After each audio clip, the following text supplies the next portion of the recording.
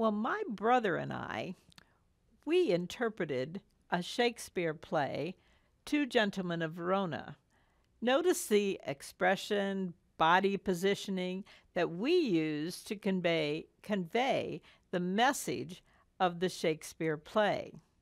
So, when you communicate in sign language, your facial expression, your body language adds so much meaning to the message. Today, I want you to practice becoming more expressive in your telling of the story. First, get out your completed worksheet and let's look at a couple examples where you can add meaning and interest by signing expressively. And then I will demonstrate a few examples. Now, look at classifier number 4. How would you sign the student screaming? What facial expression would you use with that classifier? And how about number 8? Lifting up the box. Think about how you would lift up the box and kind of look under it. And under directional verbs, if you look at number 1, so you look at watching the interpreter. How do you show Rusty watching the interpreter? Well, let's look at some of those examples.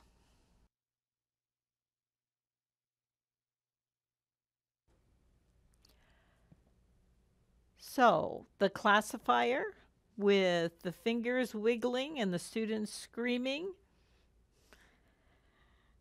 Look at your facial expression as you do that.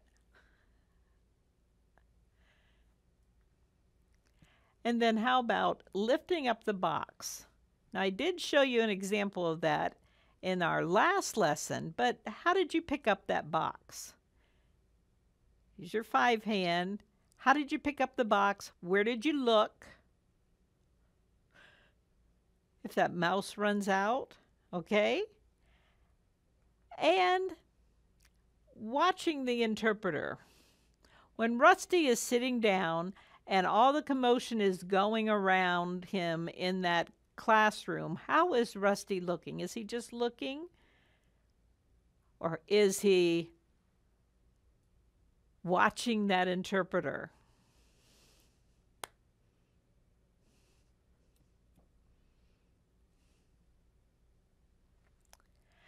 Now, it is time for our out-of-the-box exercise.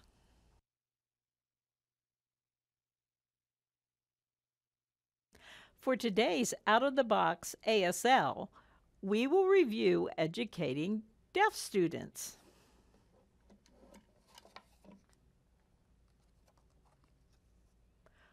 What type of school was Rusty Van Dunkler attending when he told us that story about the mouse in the classroom?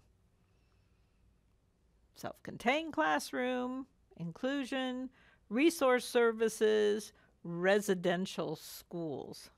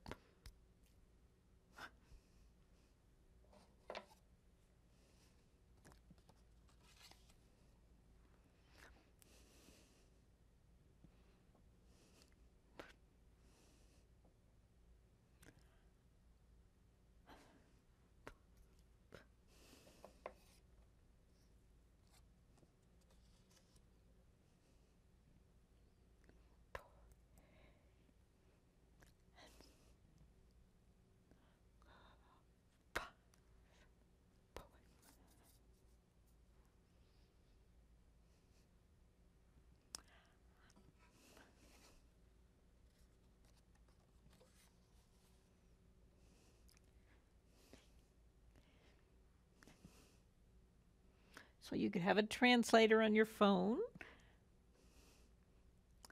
And then other things, so they could wear headphones and the teacher will have a mic and they could listen. Now, there may be other types of supports used in classrooms, and it would depend on that student's needs.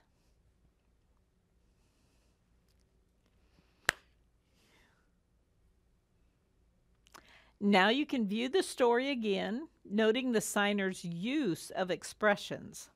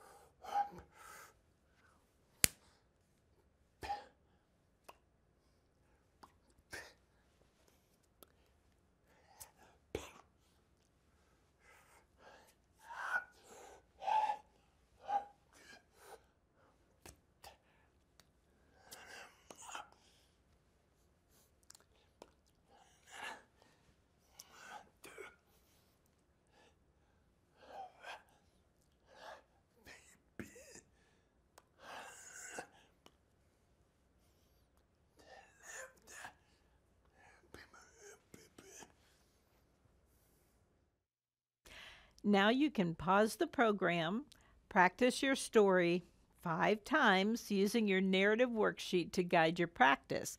Then, when you feel comfortable with your signing, record yourself performing that story. When you come back, I will tell you another deaf people I have known story.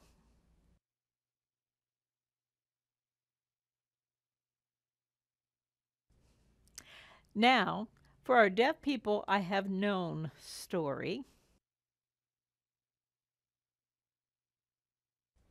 Deaf people love telling and watching stories. Almost every deaf event I have ever attended, I see a deaf person telling a story.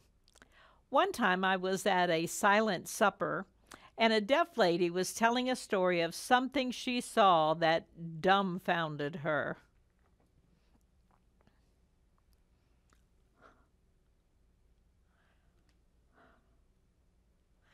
And I think she even did something like,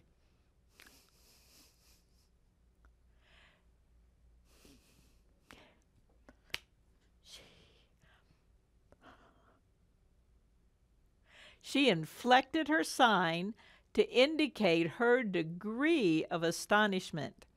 On another occasion, I remember a deaf woman discussing her awe of the wonders of all God had created, and she signed this sign.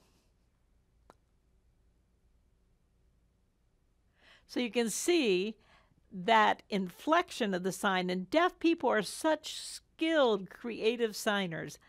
And I believe watching deaf people sign stories and seeing their use and their manipulation of the language will help you to learn signing more effectively. So keep on signing.